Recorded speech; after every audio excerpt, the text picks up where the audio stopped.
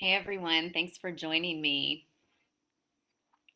I just wanted to pop on here today and talk a little bit about how important it is to not feel stuck when it comes to healing from food sensitivities or really any chronic condition. But I know a lot of you are struggling with food sensitivities and digestive symptoms. Totally get how comfortable that is. And I also can completely relate to what it's like to feel stuck and not know where to go and not feel like this endless loop that we experience with food sensitivities will ever end. But I want to encourage you that it can and it will if you keep looking for answers and you take steps to help yourself get unstuck and really to figure out what it is that's at the root of your challenges, of your symptoms. So, yeah, just so you know, there are answers out there. Keep looking, don't give up hope, take action. And also, I want to share with you today 3 steps that are super important if you are feeling stuck. So, if you are feeling stuck, you're not alone. A lot of people are in that same place. And again, it just feels like we're on a hamster wheel and it keeps just cycling and potentially getting worse. I know for me, my food sensitivities um, over time became worse as I tried more things, as I thought I was getting healthier. I was loading up on things that my body individually really did not do well with, even though they were healthy foods. So, it can be a really challenging journey until you are able to find the answers and the support and the information that you need to really heal and to really get to the root cause of your issues. So, I want to talk a little bit about these 3 steps because they're things that you can do starting this week to really feel less stuck and to start to take control of your food sensitivities and of the digestive symptoms that you're experiencing. So, um, super powerful. Let's start at the beginning. The first one is really getting clear on your vision and what you want to create. So, if you don't know where you're going and you don't know what you want, it's really hard to get there. But getting clear on that um, image or picture of what it is that you want. How do you want to feel? What do you want your life to look like and to feel like and to be like? And so there's a couple ways that I love to do this. One is through visual imagery, actually closing your eyes and imagining what you will feel like when you've achieved your goals, when you've gotten the results that you want so bad, when you've found relief, when you're feeling good, like what is that picture in your mind? So you can close your eyes, take a minute, and really get clear on that way.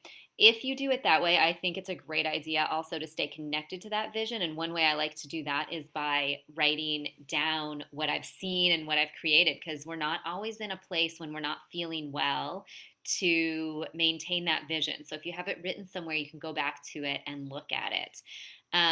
The other way I really like to do this is through journaling and writing it out. And a lot of times, we can write down what we have in our mind, but as you write, more things will come out and you'll get even clearer and you'll get more precise. And it's super motivating to really be specific and write that out. And then you can stay connected to that vision by revisiting that journal writing or continuing to write. Really staying connected to this vision and to the results that you want is not only motivating, but it will help things.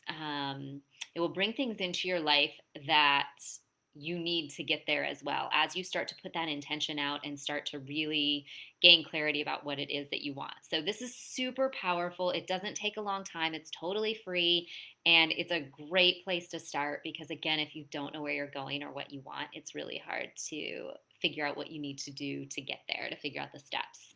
So the next thing that is super important about becoming unstuck and really kind of freeing yourself from this cycle is working with your mindset.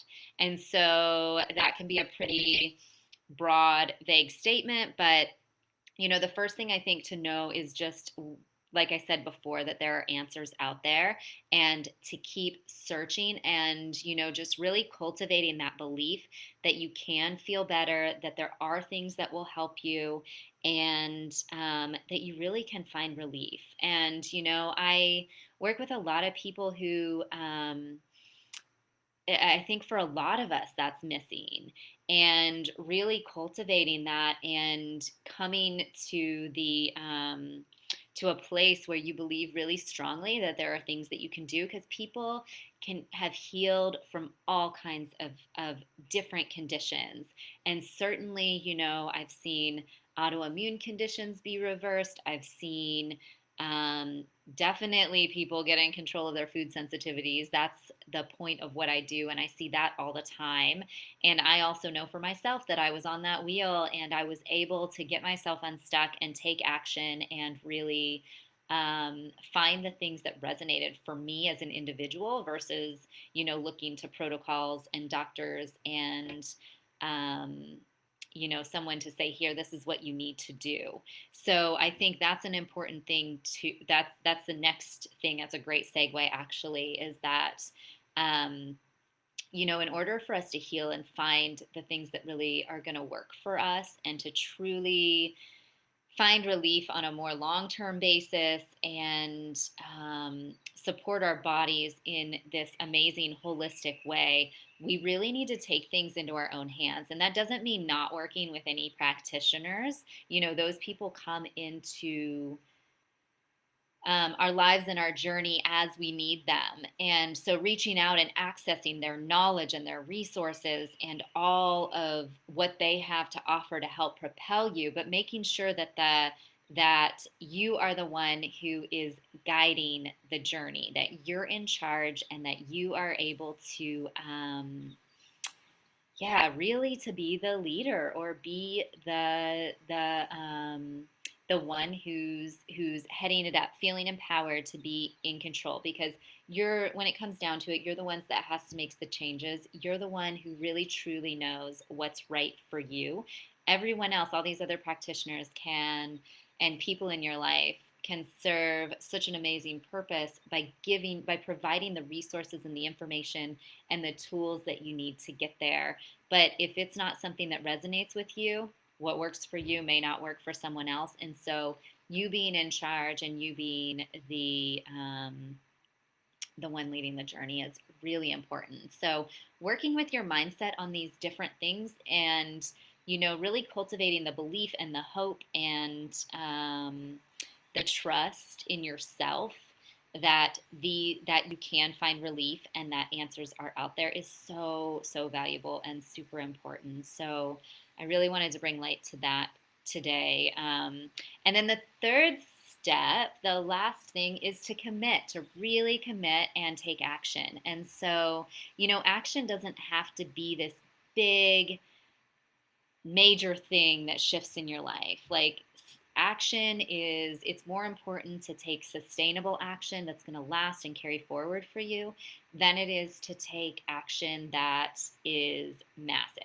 A lot of times when we think that's what we have to do, it also holds us back and we do nothing. So stuck in kind of that paralysis um, place, because we think that what we need to do is such a mountain and it's hard to get there. But really, the action that is important are these little tiny steps that you're taking each day towards your goal.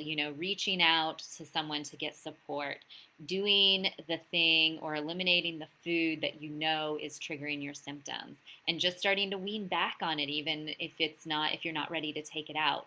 But really thinking about what will propel you forward, and then taking some sort of action towards that next goal, or towards that next step that you need to take. And it can be little, again, it can be small. So anything you do is better than doing nothing at all. So I just want to encourage you to really think about what it is that will help you get towards that beautiful vision that you have for yourself. And I'd love to hear from you as well. If you want to pop that in the comments below, I would love to hear what your thoughts are and what actions you're deciding on, and we can all kind of share and support each other in that too. And if you're really ready for change, I do offer a free consult, and we take a good like 45 minutes and really dive into what your challenges are, what your struggles are, and also help you come up with a plan that will help you get towards what it is that you want to create and where you want your health to be and your life to be.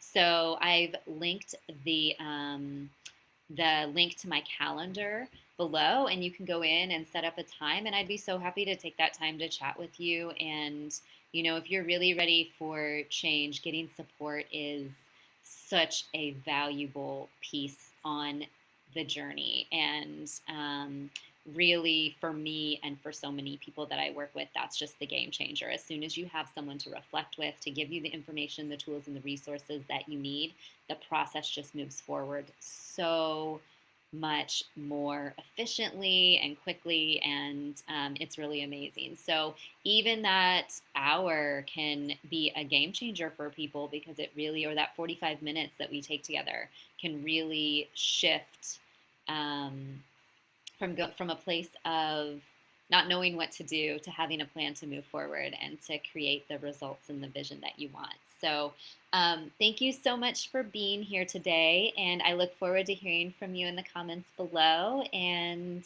I'll see you next time.